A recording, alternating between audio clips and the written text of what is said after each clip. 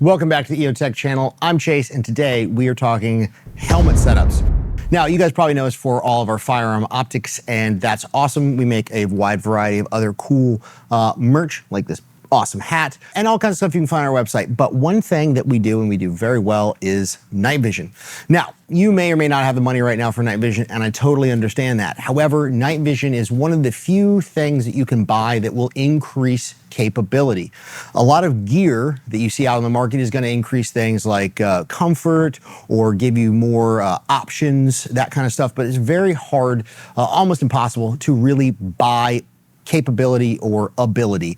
And night vision is one of those very few areas where you either can see in the dark or you can't. Hello, darkness, my old friend. You are literally gaining a superpower. However, it does come at a cost. We appreciate that. But if you're going to invest the money in night vision, you also are going to have to invest in something else to put the night vision on your face or on your rifle. Now, if you're going on the rifle, that'd be a whole different video. It's a whole other topic, right? But today we're focused on head-mounted night vision systems, or image intensification, I squared. And we're gonna sort of go down the line and go over some different ideas and setups. Now, before we dig into the helmets themselves, I did just say all this stuff is very expensive, easily as much as a very nice car. Well, maybe not a very nice car. It depends on what you think nice cars are, really, I suppose. I thought my $200 Honda Accord 1984 was pretty nice, but whatever. But the point is, bags, helmet bags. These are by EOTECH. Gear makes some nice ones. Good options out there for helmet bags. Put your helmets and your nods in a bag. In fact, I put the helmet in a bag and I put the nods separated from the helmet in a different bag. Yes, if you buy good nods like ours, they are robust. However, why take a chance, right? Especially if you're gonna be traveling or flying with them, they're probably not something you're gonna wanna just have somebody chucking under an airplane. You probably wanna have them as a carry-on, enjoy that process. But in general, having them in a bag, really good idea. I won't beat a dead horse. Now, in no particular order, let's start on the right. So here we have a bump helmet. This particular one is from Hardhead Veterans. This is an Ops Core. And then we've got over here Team Wendy, and this is another Ops Core. And this is where your sort of first choice is gonna come in, and we're just trying to show you a variety of options. This is not particularly endorsing one or the other. Again, it's up to you to decide where you're going to land in that sort of intersection of price and quality. So Hardhead Veterans, this is probably one of the more feature-rich, affordable options out there. And as you can see, we've got all the bells and whistles on this. This is a fully capable bump helmet. Now, what does bump mean? Bump means it is not ballistically rated.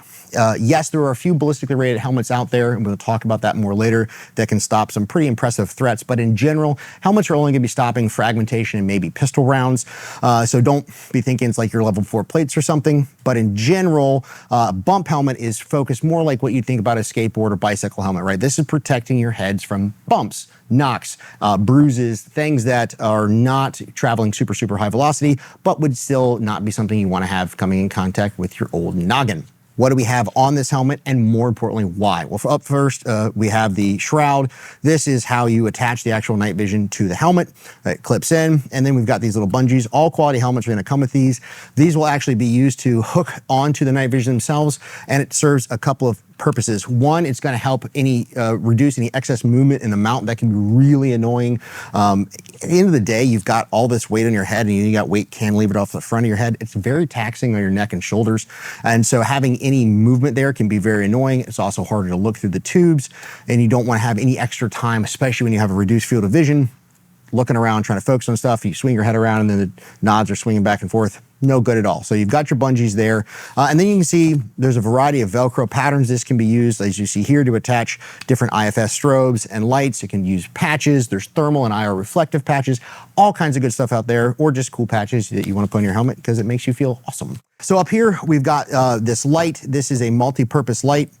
So you can see here we've got a white light, and there's different modes. There's an IR, which you're not gonna be able to see on camera, and then we've got a colored light as well. This is a task light. So again, whether you want this to be blue, red, green, white light, IR, all kinds of different options out there.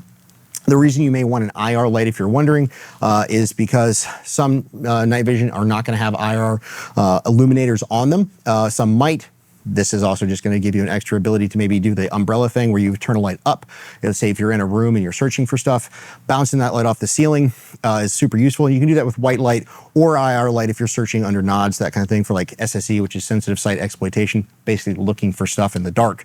Then back here, we've got our IFF strobe. Again, these are going to come in a variety of different models, variety of different price points, but basically this will project both IR and green or red light, either constant or blinking, and this is used for friendly forces to find you and identify you. However, in what we're seeing with modern conflicts, many people have the ability to see in the IR spectrum, and so this is something that needs to be used judiciously.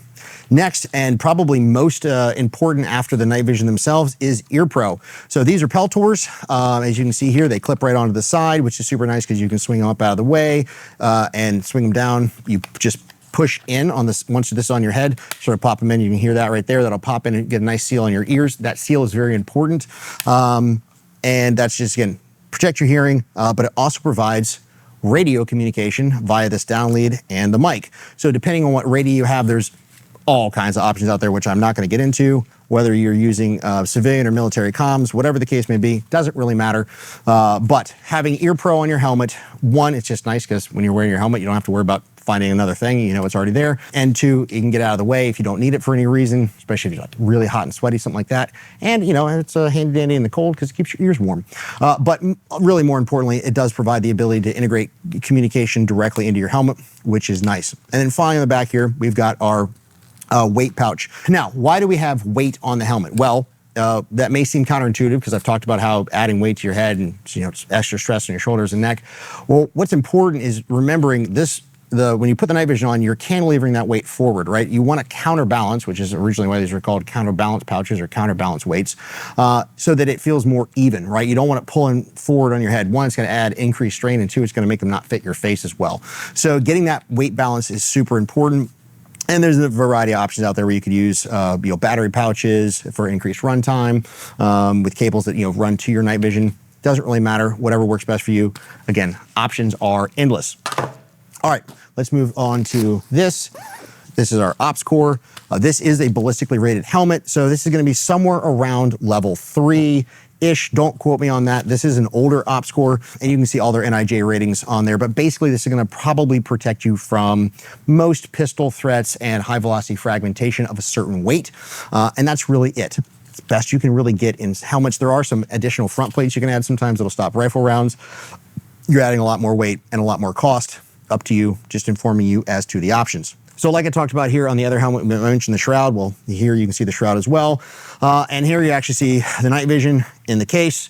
As per usual, not following my own advice, and these are not in an additional pouch, but such is life. And all you do is you just clip these on. It's really easy, and boom, locked in, right?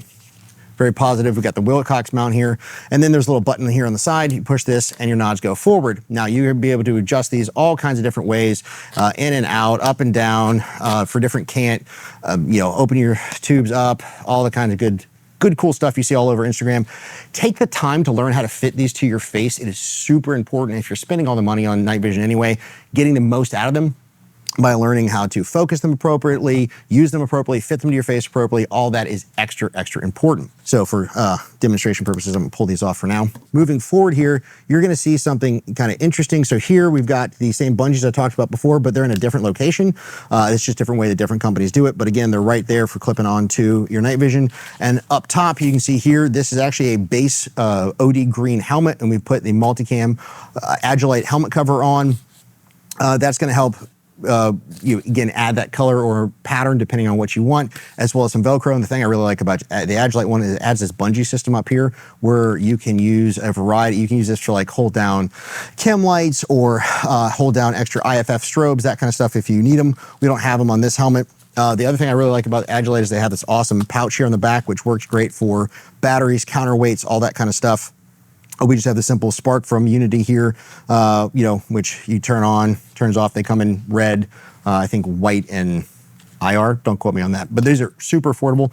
The battery is internal and sealed, so if you're gonna buy these, they are disposable items, but again, not super expensive and a nice option to have. And then here for Ear Pro, like I said, it's super important. We've got the very nice OpsCore amps. They do flare out like that, so you can have like a mildly confused look about your helmet. But the nice thing about these is they've got little hooks in the back to help with cable management. It's another thing I like about helmet covers. You can route your cables under them. They also pivot all the way up for storage there, which you can, store your helmet that way. You can run them up when you're not actually needing them over your ears. The amps are fantastic here, bro. They are not cheap, but man, they are worth every penny. Super, super nice. And they've got a wide variety of different options that are available for comms as well. So again, keep in mind, if you're buying OpsCore and you're buying amps, the down lead is not included with the Ear Pro. It's like $400, but there are a variety of different down leads, probably the most options out there, unless you really want to go to like deep radio nerdland, which if that's your thing, good for you. That's not my thing, but the amps are great for integrating comms. They got a great cable management system, really good hearing protection, very clear noise reduction as well. So that is our first OpsCore Ballistic helmet setup, and then we've got the task light again on the side for all the purposes I mentioned before. And then moving on, you can just buy a helmet. Hey, I get it, right? Like I said, this stuff is expensive. Just buying a nice, simple base bump helmet. This is the OpsCore one. It's a great option. It's a super robust bump helmet, and your night vision, and it clips right on, and it's, that works. Now, are you going to run into some balance issues? Sure, but again, the counterweight pouches are not expensive, and anything that's heavy enough, most people will use pretty dense materials like lead, but anything that's heavy enough, man, throw some fishing weights in there with some duct tape. It will work to balance the helmet out, but taking the time to at least get your nods set up, adjusted to your face, helmets set up and adjusted to your face, and balance it, that's super important. But this is a capable setup as you see it right here, and it's going to be probably the cheapest option for you for, again, hitting that quality / price sort of intersection. And then finally over here, we've got our Team Wendy. So Team Wendy is another very well-known helmet manufacturer, and here you see a different setup, which is why we picked this one. It's got different pick rails instead of what you're seeing here with the typical arc rail or the M-LOK that HHV uses. This is the pick rail version, and again, it's up to you. What accessories do you like? What is within your budget? And what do you have available to you depending on where you are in the world? So we've got, again, another set of Peltors here, IFF up top, battery pack and counterweight pouch in the back, and our Ear Pro here on the side through pretty classic adapters. And in the end, these have really come down in price, so that's nice. And we've got our task light up front. Keep in mind, if you are running something like a Team Wendy or another manufacturer that uses the Picatinny rail on the side, you're going to need to specify that for all of your attachment systems that are going to go onto it. And then we've got the Team Wendy helmet cover, which again, adding nice bungee retention, Velcro, all that kind of good stuff. You're making it work for you. Now, a couple other things you may want to keep in mind when dealing with helmets. One, having some chem lights around, both colored and IR, super duper important. You can put them right in your helmet bag. That's going to be useful for marking individual shooters if you're out training with your friends, that kind of thing, as well as marking locations, especially if you're operationally using this stuff, marking rooms, marking, back in the day we used to mark IEDs, all kinds of different stuff. You can make a buzzsaw, which is basically tying a string to it, you spin it around, aircraft can see it.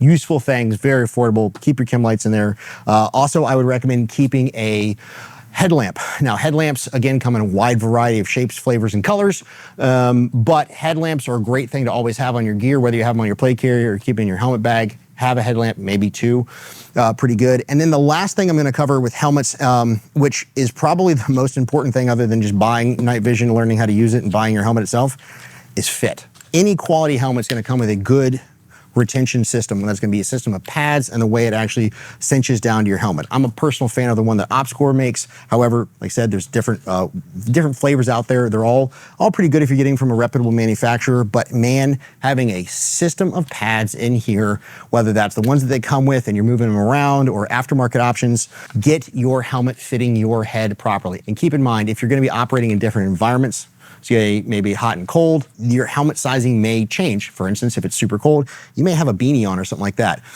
There are some options out there for different head warming systems that work better with helmets. Unity Tactical makes one, but by and large, you will ruin your time under nods if you have hot spots on your head. And you're gonna get that if you don't fit your helmet to you. So one, measuring your head circumference properly, ordering the right size helmet, and then taking the time, not just to put this on for 10 minutes in your house, but actually spend some time in it. Yeah, it can be a little weird running around your house for an hour and a half with your helmet on. However, you do it. It doesn't matter, but put the time in to size the helmet, put the pads in how you think you need them, and then test it out. The last thing you want to do is get out where you're out with your friends on the range all night and you realize you're in a ton of pain. That sucks. Helmet sizing, super important. Investing in the quality gear because you're worth it. We fully appreciate this stuff is not cheap, but it is really one of the only superpowers you can buy. This was a super brief overview on sort of helmet setups, night vision, and how it all sort of works together. Keep in mind, guys, look, we know it's not cheap, but it really is, like I said, the only superpower you can buy. So pretty awesome. You got any comments, questions, all the things I missed, stuff I didn't mention, things I did mention that you disagree with, put those down below. We appreciate it. Thank you so much for watching. Train Harley Free. See you next time.